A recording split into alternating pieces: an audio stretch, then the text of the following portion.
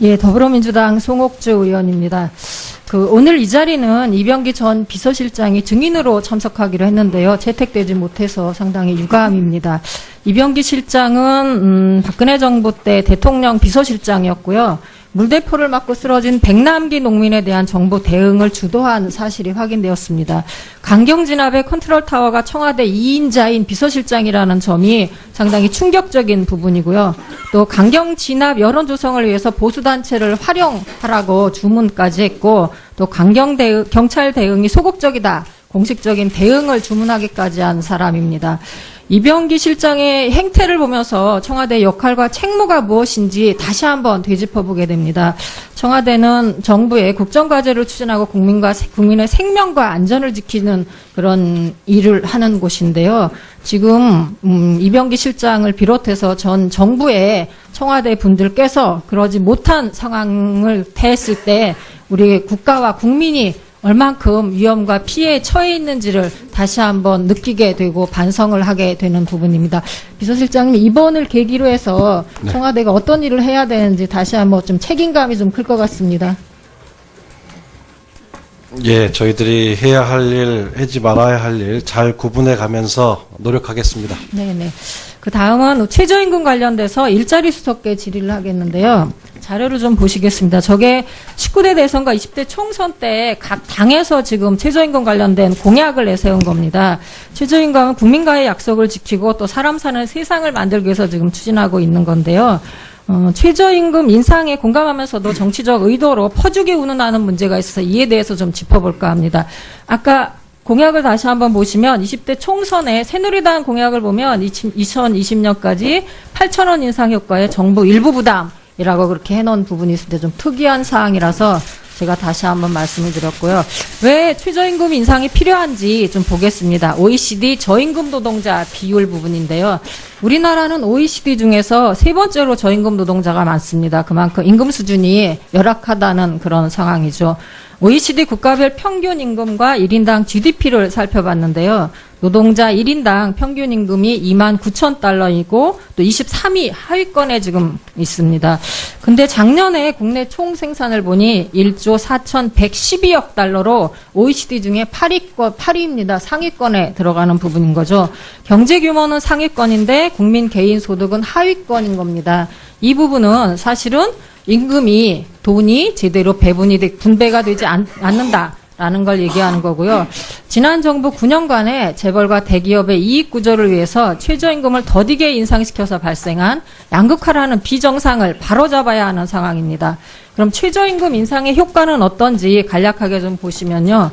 격차 해소와 고용 확대, 경제 성장의 세 가지 긍정적인 효과를 지금 볼 수 있습니다. 우리나라의 최저임금 국제 비교를 보니까 우리나라의 최저임금은 OECD 중에 중하위권에 속해 있고요. 상대적 수준에 있어서도 중위임금 대비 48.4%로 그리 높지 않은 상황입니다. 최저임금 수준이 개선이 되면 중위에 있는 임금 근로자와 근로 빈곤층 간의 임금 격차가 완화될 거라고 보고 있습니다. 다음 자료를 보시면요. 저게 2015년에 한국노동연구원에서 조사한 자료입니다. 최저임금이 가계 및 기업에 미치는 효과 보고서인데 우리 수석님 저 자료 혹시 알고 계세요? 네네. 예. 그 최저임금 미만을 받는 근로자 중에 가구주는 43.6%, 배우자는 34%, 그리고 기타 가구원이 22%인데요. 최저임금 미만 근로자 10명 중에 4명이 생계를 책임지는 가장이라는 점을 감안을 하면 최저임금 임금 인상이 가구 소득 자체도 높이고 또 빈곤 개선 효과도 기대할 수 있다라고 그렇게 보고 있습니다. 다음은 고용 확대 효과인데요. 자료를 보시면 독일의 최저임금법 도입 이후에 실업률과 같은 고용 지표가 개선됐고요. 정규 고용이 증가하는 등의 고용의 질이 향상되었습니다. 혹시 독일 사례 알고 계시죠? 네. 또 최저임금 인상의 경제 성장 효과도 있습니다. 우리나라는 저임금 근로자 비중이 높아서 최저임금 인상으로 인한 선순환 효과가 오히려 더 클 것으로 보이고 있습니다. 예. 특히 한계 소비 성향이 큰 취약계층의 소비가 늘면 내수가 진작되고 고용이 증가하는 경제의 선순환을 통해 소득주도 성장을 촉진하게 될 것입니다. 이에 대해서는 영국과 일본 등 선진국들도 소득주도 성장을 위해 최저임금을 큰 폭으로 인상한 바가 있습니다. 최저임금 인상으로 인해 소상공인 등 국민들의 우려가 있는 건 잘 알고 계실 것입니다. 정부가 마련한 3조 원 수준의 일자리 안정자금 그리고 원하청 구조개선 등의 지원 대책이 효율적으로 시행된다면 긍정적 효과는 더 클 것으로 여겨지는데요. 일자리 안정자금에 투입되는 예산은 보조금법을 근거로 해서 지원이 가능하다고 보고요. 또 최저임금 인상 후에 재정 지원은 세계적으로 유례가 없는 일이다라고들 하는데 프랑스에서 사회보험료 감면과 세액공제 등 유사제도를 운영하고 있습니다. 최저임금 인상률이나 또 경제 상황 등 각국의 사정이 모두 다르기 때문에 우리나라 사정에 맞게 그에 맞는 지원 정책을 펼치면 된다고 생각을 합니다. 또 일부 야당에서 예비 타당성 조사도 없이 졸속 진행한다라고 비판을 하는데요. 국가재정법에 따르면 긴급한 경제 사회적 상황 대응 등을 위해 국가가 정책적으로 추진이 필요한 사업에 해당돼 국무회의를 거쳐 예비 타당성 조사가 면제가 되고 있습니다. 최근 5년간의 예타가 면제된 사업은 실업 크레딧 지원 사업 등 94건에 이를 정도로 여러 건이 있는데 알고 계시죠? 네, 알고 있습니다. 예. 수석님, 지금 최저임금 인상이 지금 뭐 퍼주기다 막 그런 식으로 하는데 이게 퍼주기가 맞습니까? 아, 네, 그렇지 않습니다. 지금 네, 그렇지 않죠. 네, 한 가지만 더 의원님께서 제가 말씀하신 질문을 대로. 하고 네. 답변을 네, 한꺼번에 네. 좀 해주세요. 소상공인들의 우려가 가장 큰 부분이 있는 것 같습니다. 그래서 소상공인들을 위한 대책 중 한시적으로 지원하는 부분들 말고요. 좀 장기적으로 소상공인을 위한 영업환경 개선과 관련된 대책 관련된 부분도 지금 검토하고 있는 것으로 알고 있는데 퍼주기냐 마냐 부분하고 또 국민들의 좀 걱정이나 그런 부분들을 좀 불식시키기 위해서 이에 대한 네, 최저임금의 인상 필요성에 대해서는 의원님께서 상세히 잘 말씀해 주셨고요. 그 다음에 이제 최저임금 인상에 따라서 소상공인 영세 중소기업에 대해서 근본적으로 경영상의 재반 비용 부담 완화 대책도 이제 병행하고 있습니다. 이 부분은 이제 전체적으로 이 신용카드 수수료로 부담을 완화한다든지 또 부가가치세 세금 부담을 완화한다든지 또 금융채무 부담을 완화한다든지 뭐 이런 부분이 되겠습니다.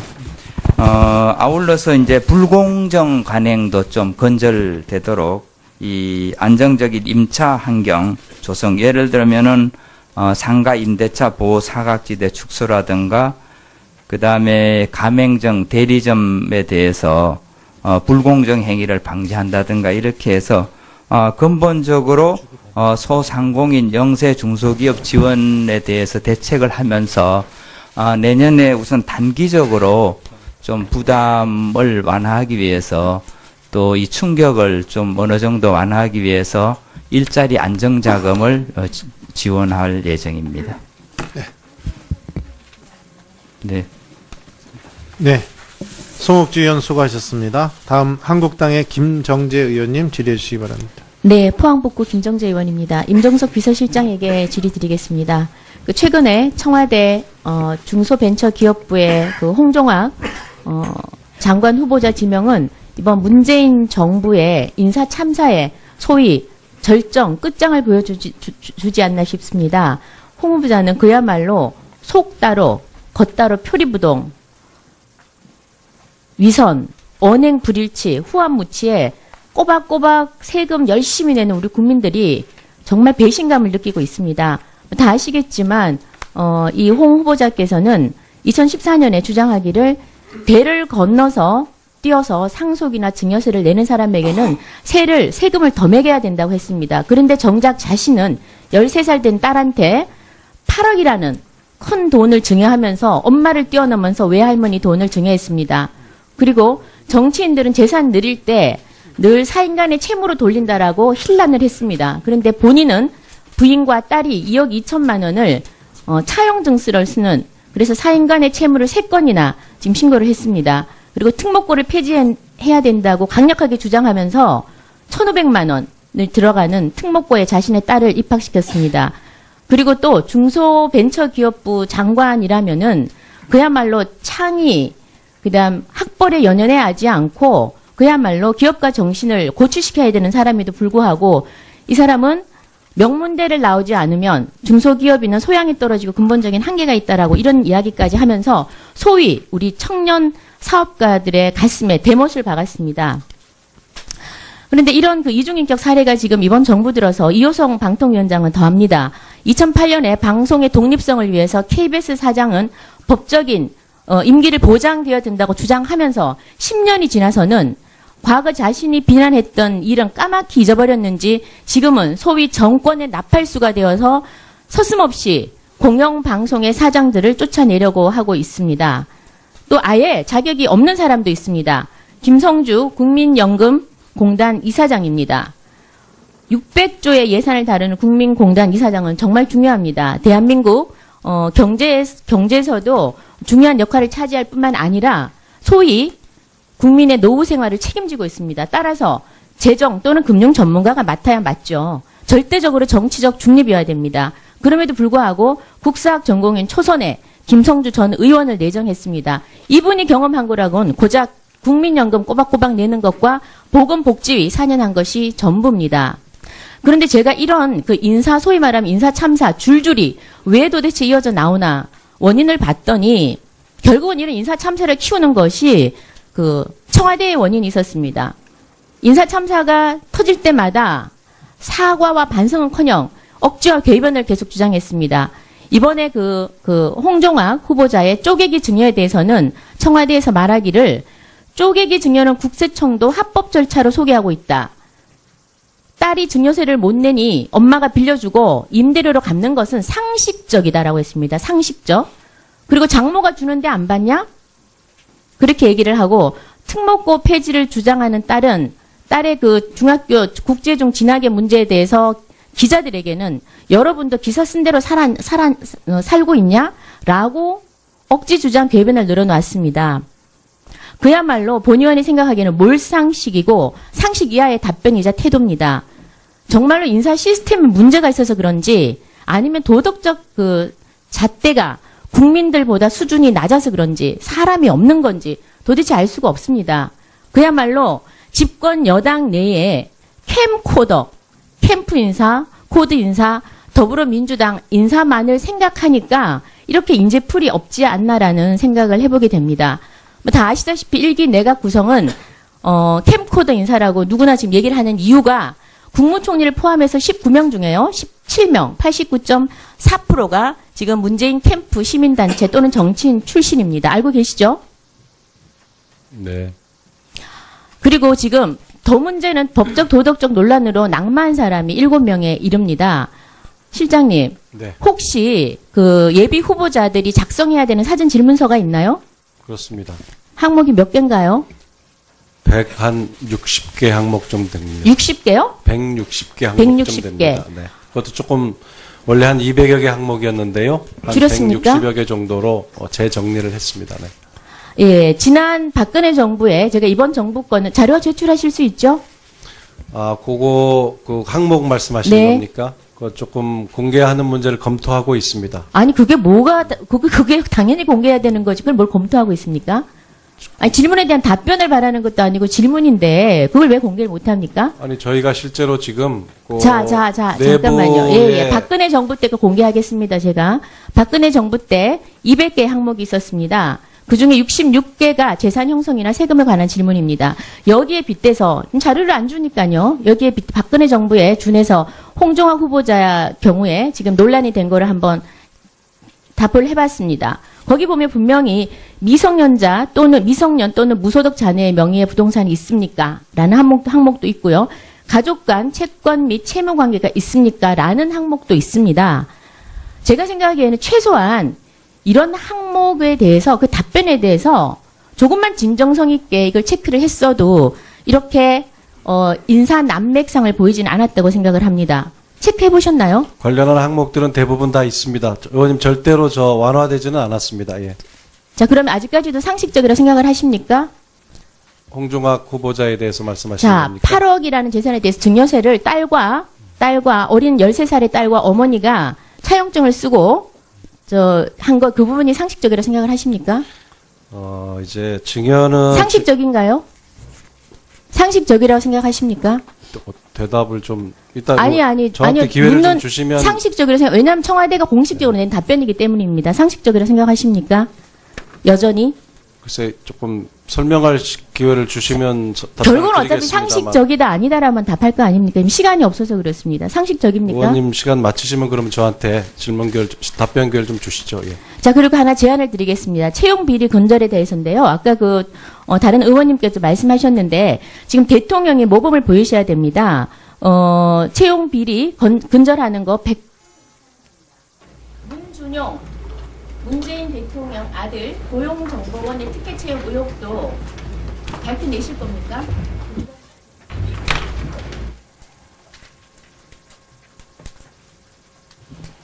제가 답변을 좀 드려도 네, 됩니까? 답변하시기 바랍니다. 예, 답변 드릴 장이 좀 많아서요. 우선 홍종학 집중적으로 문제 제기하신 후보자에 대해서 국회에서 금요일 날 이제 인사청문회가 있기 때문에 그때 자세한 내용은 좀 더 검증이 되리라고 생각을 합니다. 홍종학 후보자에게 지금 집중되고 있는 것은 증여 문제인데요. 그것이 국민들의 정서에 좀 잘 맞느냐 하는 거랑 별개로 이 당시에 증여를 받을 당시에 홍종학 후보자가 국회의원이셨습니다. 그래서 가장 그것을 법적 절차에 맞춰서 하기 위해서 법률 전문가의 자문을 구한 것으로 알고 있습니다.